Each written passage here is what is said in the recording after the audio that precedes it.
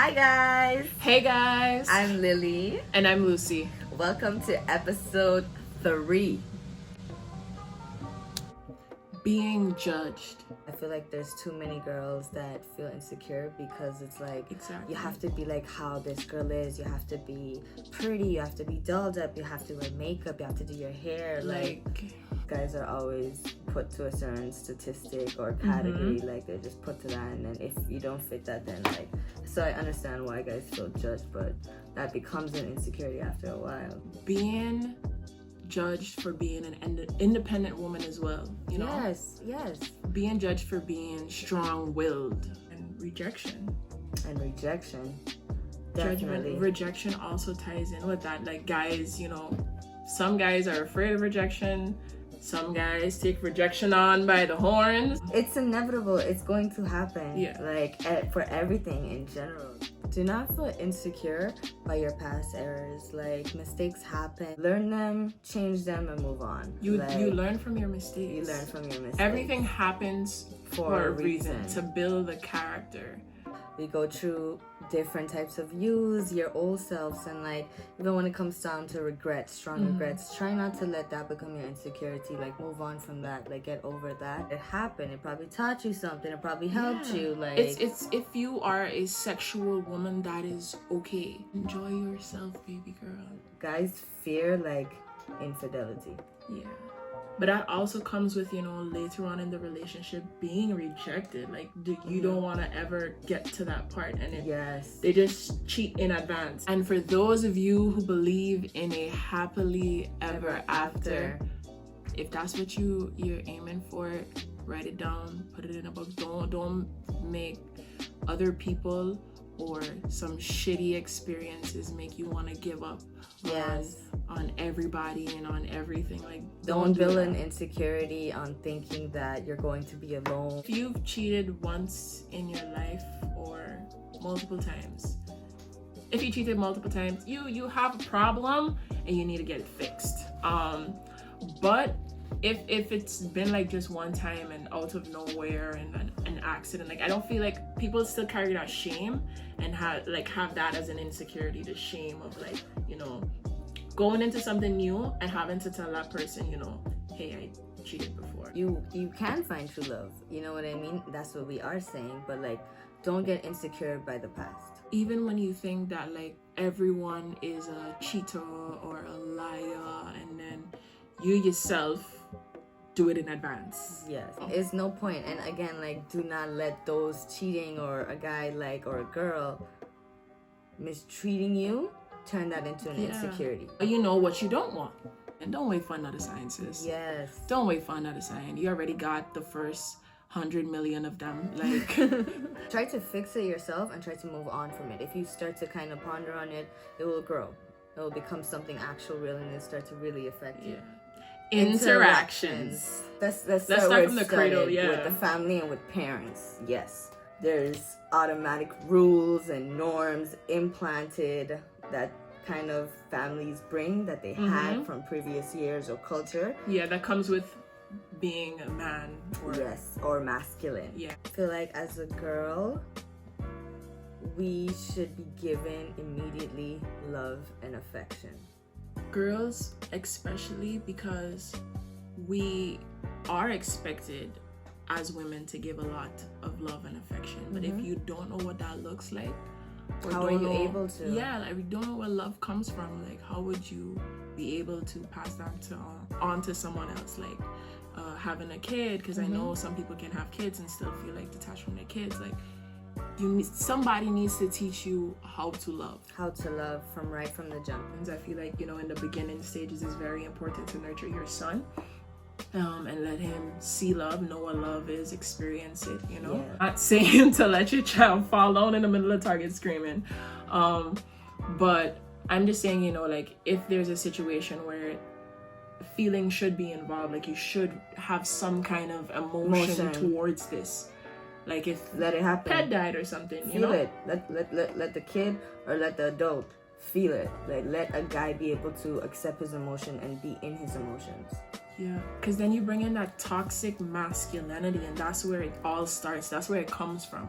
You always need to go back. Like, if that's the rooted problem of you letting people walk all over you, starting from the beginning, starting with your family and stuff, like, do not, gotta even little from sibling rivalry and stuff, like the parents favorites and stuff like that. Make that just like a petty stuff. Do not make that become like a I'm used to that. I build that. That's my insecurity. Like, I'm never gonna be good enough. You know what I mean? Take like, all of that out of you. Get rid of it from the root. Try to cut that out. We all know somebody with trust issues.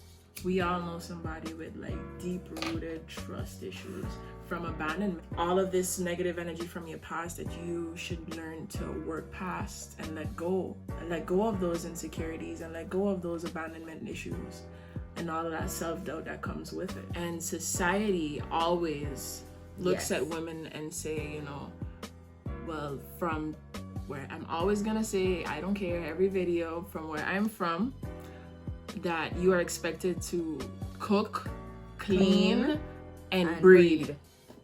Work. Men should bleed. Be well kept. Yep. And confident. Have to provide. Yeah. This is how society sees it. That is beyond like not fair. Especially back again, you know, to the independent woman. To the independent woman, yes, it's like that has to be in there. But sometimes, you know, like there are stay-at-home dads where girls have to go work and sometimes they cannot come and cook and clean. So it's like these things have to be broken. These stigmas has to be changed. Yeah, and even if the role of power has reversed in your household, own it. That's okay. Social media. With social media, it's like it gives in more than what society already asks for you. They want you to, like, on social media, you gotta pay everybody's bills. Yes. Take care of everybody's kids. Like, I'm not saying if you with somebody that has a kid, by all means, you step up to the plate, be a good dad. Yeah. Social media has a huge impact because now we're being, like, showed preferences in the sense of what we should have, in the sense of how we should look, who we should be interested in. And it's like, I feel like all of this affects us because now it creates a false reality. Yeah. You don't have to fall for the propaganda of, okay, I gotta get this boat, I gotta get these shoes. It's just drip. When we come into this earth, we come with nothing. And when we leave, we leave nothing. Not just social media, but media in general, like what you see on TV, like what you hear in your music, what you see in movies. Like, these are not things that you got to have. Do not fall for this, please. Exactly. You don't gotta floss and show off and do all of that bag of shit. Like, because sometimes too, it doesn't help anything because then you know the truth, and that in itself then creates another insecurity because it's like, whoa, like, can I present my actual self to everybody I meet because I show a different side? Because I've already shown this. Can I dumb it down? Can I be a bit more masculine? Can I not wear the makeup, not wear the hair, you know? Yeah. Body. Let's talk about body right now. Let's start with the basics. Height. The category is legs. I was always like tall all my life, and I always hated being tall because I hated being taller than all the boys and, you know, all the girls, and we just long, and then I embraced it like one day, and I just started, you know, like loving my height and being able to reach things. Yes. Guys, once you're 6 foot, you're height. Once it goes under, you start to feel some type of way. I feel like being short, like, it definitely has like a lot of perks in the sense of people favoritize it, but I feel like on the negative side, I hate it just because I feel a little bit more people seeing it as submissive, as they can kind of take advantage, whether in relationship or whether sexual or just on normal terms. Like, I feel like it shouldn't be like, oh, she's small, I could do whatever, yay. Like, it should just be like, okay, it's a normal thing. Like memes, little thing like memes, you know what I mean? Like simple things down to those. It's like, now a guy feels dominated. No guy really wants to feel, not many guys want to feel dominated. So like, we kind of got to throw away that stigma of like, it's not good to be under 6 feet. There's somebody your height out there, and if you are into whatever you into, go ahead, do your thing. Nobody ain't telling you, yo, shoot your shot. Even if you miss, shoot your shot. Let's talk about weight. Weight has for decades been all over the media, all over every single where about, you know, women losing weight and the negative side. Exactly, women losing it. And the Western beauty standards, and then recently we embraced our thick women. And now plus size. Yeah, and our plus size women, and there's more equality, but at the same time for both sides, who's a bit weighing more on the skinnier and weighing more on the thicker side of it.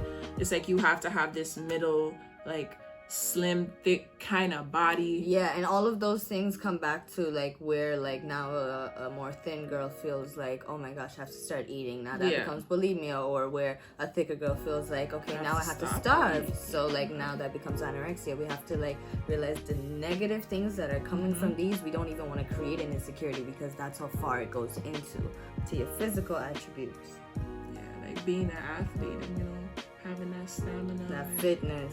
If you are not fit, or even if you are fit, it's part of the DNA that makes you.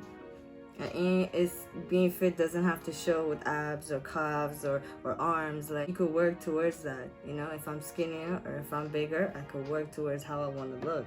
We're sometimes maybe born like that genetically. We can change that. We can improve on that. But sometimes that's just how it is. You cannot beat up yourself for how you were born. Fuck the media, fuck society, fuck everybody that's not how you feeling right now. And if maybe in the future you want to fix it, I'm always here for. Yes. If you want to get your BBW, listen, those things shouldn't be shunned upon, because it's your decision. Anything you want to do with your body is your decision. With hair, it goes from texture, the thickness, to balding, the length, the different styles that you have. And I feel like all of these things you can help, but sometimes like if you want to change it, you could change it. You can. Hair is huge for women. Huge. Women feel sometimes that like everything else is perfect, and then their hair is just, whoa, they get so insecure by this. Like, try something new.